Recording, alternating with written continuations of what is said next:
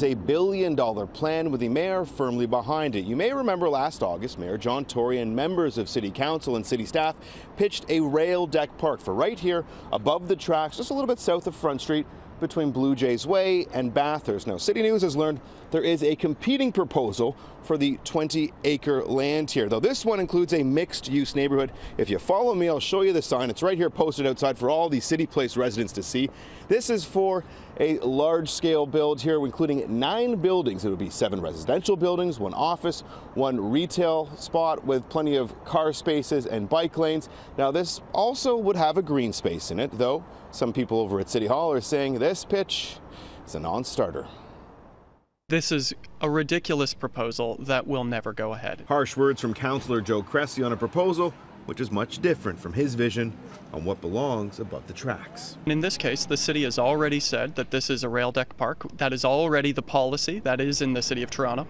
And so we have a developer who's proposed a ridiculous scheme that's going to be refused. Let's create Canada's first park-based urban community. The competing proposal is from Craft Developments. The plan is dubbed Canada's first park-based urban community.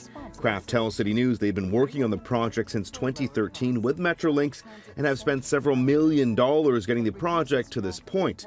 A little over a year ago, they brought their plan to Councillor Cressy. It was shortly after that they claimed they were blindsided by Mayor John Tory's announcement for a rail deck park, which doesn't include any residential or commercial buildings. We were working with senior city staff for a year and a half before the mayor made this announcement and caught everybody off guard. Kind of blindsided you somewhat?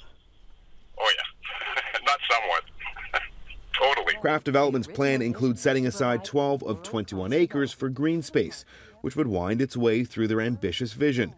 It would also include retail, theaters, and restaurants. We envision a complete mixed-use live, work, play development that people don't need cars. You can actually live there, work there, walk to work, enjoy green space, have all the amenities you're going to need. What the City of Toronto has in downtown Toronto is lots of sites for development. What we don't have is lots of sites for a large signature park to service a growing city. If there's such a great demand for parks, we are providing that. We knew that when we met with the city 2.5 years ago. Craft Development has stated when it comes to Cressy's comments and the politics surrounding the 2 competing visions, they do not want to get involved, though back when the mayor announced his plan back in 2016, he took a shot at any proposal which would include high-rises. You can have the last remaining opportunity to create a great open public space in the downtown, or you could just fill it up with more of the same and have more condos and more office towers and so forth. A written statement from the mayor's office reads,